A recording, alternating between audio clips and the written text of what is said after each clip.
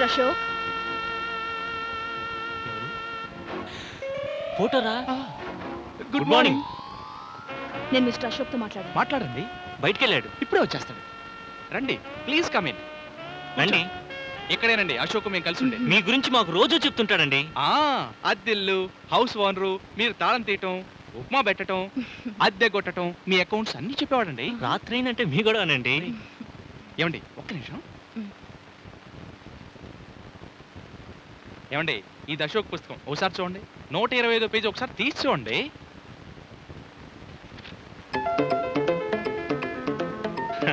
విజయ,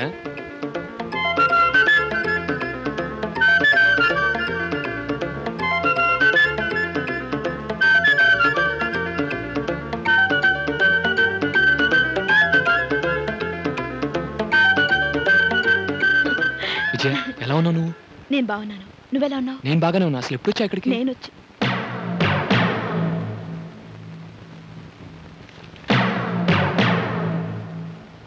విజయ్గా మిమ్మల్ని కలవాలనుకున్నాను, కానీ ఈరోజు ఇన్స్పెక్టర్ విజయ్గా మిమ్మల్ని కలవాల్సి వచ్చింది. అందుకే ఇప్పుడు వచ్చింది.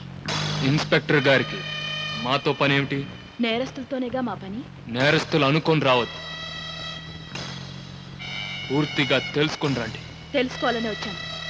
మీరు వచ్చినంత మాత్రాన తెలియదు, నేను చెప్తేనే తెలుస్తుంది. ధైర్యం ఉంటే చెప్పండి. స్నేహితురాలిగా అడుగుతున్నావా, ఇన్స్పెక్టర్గా అడుగుతున్నావా? స్నేహితురాలుగా అడిగితే? అడిగిన వెంటనే చెప్పటానికి ఒక్క మాటలో అర్థమయ్యేది కాదు అని చెప్తాను. ఇన్స్పెక్టర్గా అడుగుతున్నాను. మీరే ఆధారాలతో ఇక్కడికి వచ్చారని అడుగుతున్నాను. ఆధారాలతోనే వచ్చాను. మార్చి 27న హత్య జరిగిన కొత్తారి కాంప్లెక్స్ ముందు అదే టైంకి మీ మోటార్ సైకిల్ పార్క్ చేస్తున్నట్టు పార్కింగ్ బిల్స్ లో ఉంది. ఆహా, అదే రోజున నా మోటార్ సైకిల్ పోయిందని నేనిచ్చిన రిపోర్ట్ మీ పోలీస్ స్టేషన్ ఫైల్లోనే ఉంది, చూసుకోండి. అశోక్, డిఐజీ గారు నాకు ఫైల్ ఇచ్చినప్పుడు, ఆ ఫైల్లో నీ గురించి చూసినప్పుడు నువ్వు నేరస్తుడివి కాకూడదు అనుకున్నాను. నీకు సంబంధించిన ఆధారాలు దొరికినప్పుడు కూడా అవి తప్పు కావాలని ఇంట్లో నేను అడుగు పెట్టాను. కానీ నువ్వు ఇంత ప్లాంట్గా ఉన్నావంటే నువ్వు తప్పకుండా నేరస్తుడివని ఇప్పుడు నమ్ముతున్నాను. నీ నమ్మకం నిజమే. వెంకటరత్నం మనిషిని నేనే చంపాను, ఈ చేతులతోనే చంపాను. ఎందుకు చంపాల్సి వచ్చింది? అన్యాయం చేసిన వాళ్ళని శిక్షించాలి కాబట్టి. దానికి చట్టం ఉందిగా. నా దృష్టిలో ఆ చట్టం నిద్రపోయింది. ఇప్పుడు నువ్వు చెప్పిన దాన్ని బట్టి నిన్ను అరెస్ట్ చేయొచ్చు, తెలుసా? మీరు ఇన్స్పెక్టర్ అన్న హడావుడిలో నేను లాయర్నని మర్చిపోతున్నారు.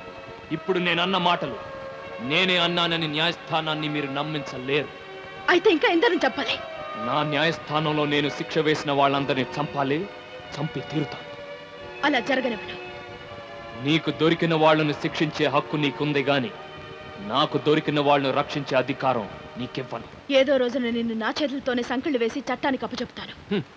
రాతి యుగం నుంచి నేటి రాక్షస యుగం దాకా కళ్లకు గంతలు కట్టుకునే తీర్పు చెప్తుంది ఈ చట్టం. న్యాయస్థానం ముందే న్యాయాన్ని తెగ నరిగితే ఏం చేసింది ఈ చట్టం? ఆ న్యాయస్థానంలో నిలబడి న్యాయం కోసం నేను గుండెలు పగిలేలా అరిస్తే సమాధానం చెప్పలేకపోయింది ఆ చట్టం.